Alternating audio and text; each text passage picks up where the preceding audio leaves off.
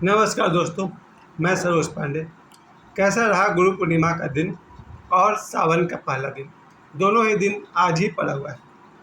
गुरु पूर्णिमा कल शाम को 6 बजे स्टार्ट हुआ था, यानी कल 20 जुलाई को 2024 कल शाम 6 बजे गुरु पूर्णिमा शुरू हुआ था और आज दोपहर 3:47 में गुरु पूर्णिमा समाप्त हो गया। उसके बाद शुरू हुआ सावन का पहला दिन। कैसा रहा गुरु पूर्णिमा, इस पर मैं थोड़ी सी बात करना चाहता हूँ। गुरु पूर्णिमा उन लोगों के लिए नहीं है जो सिर्फ बिजनेसमैन है और पैसे कमाने के लिए दौड़ है, न किसी डॉक्टर के लिए है, न किसी इंजीनियर के लिए है। गुरु पूर्णिमा पर्व सिर्फ उन साधकों के लिए है जो आत्म साक्षात्कार के लिए प्रयास कर रहे हैं, यानी कि पूरी दुनिया में जितने भी लोग हैं उनमें से 1% लोग के लिए गुरु पूर्णिमा का एक पर्व है, जो कल शाम 6 बजे से आज दोपहर 3:45 बजे तक रहा।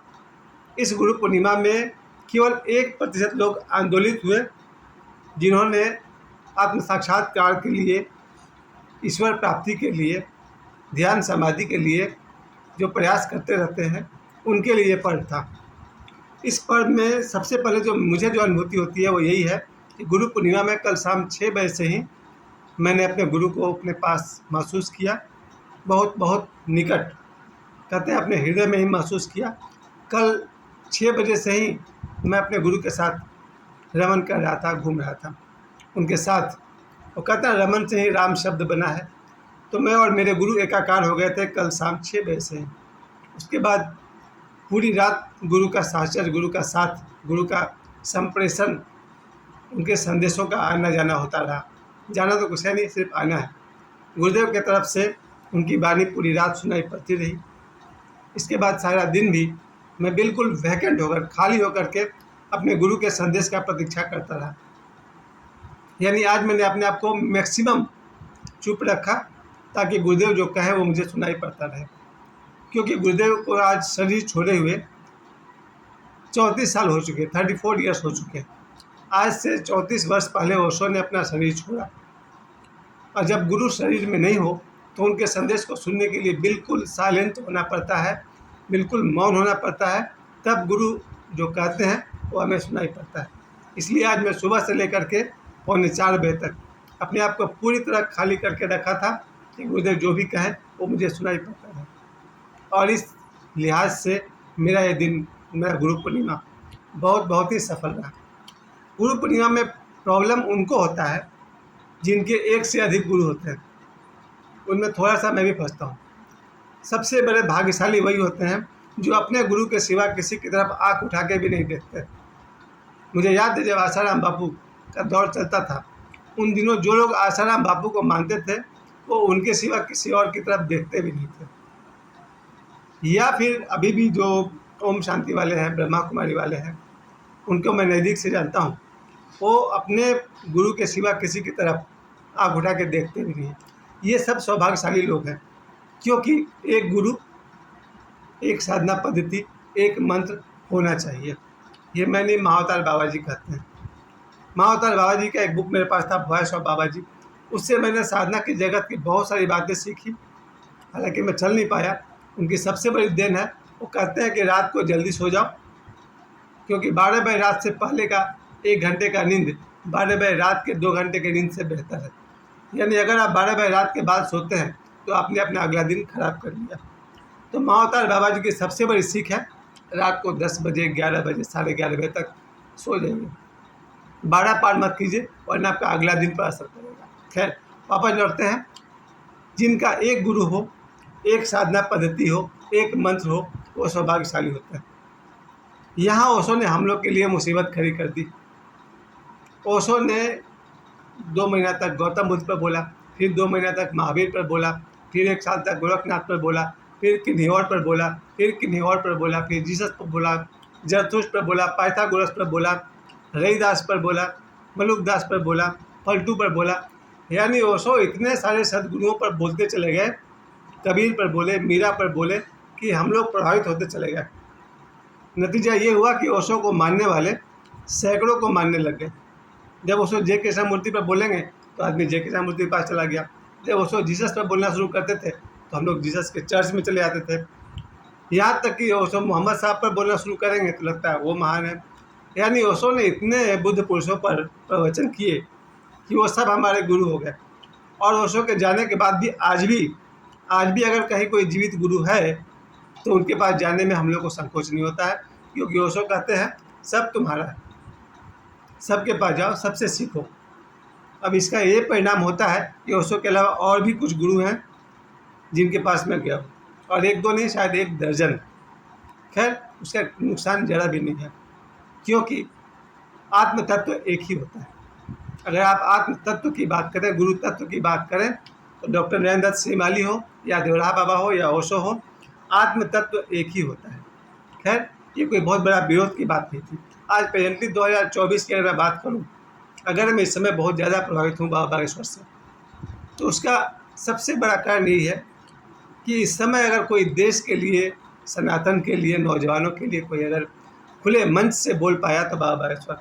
बाकी सब लोग अपना कथा करते हैं, घर निकल लेते हैं, लेकिन उन्होंने जो अपना पौरुष दिखाया है मंच पर, दिखाते हैं। और दूसरी बात, अरुण जी आज कह रहे थे, एक वीडियो में उनका देख रहा था कि स्वामी आनंद अरुण कह रहे थे कि बाबा बागेश्वर ने उन्हें एकांत में बताया था कि वो पिछले 4 जन्मों से साधना कर रहे हैं।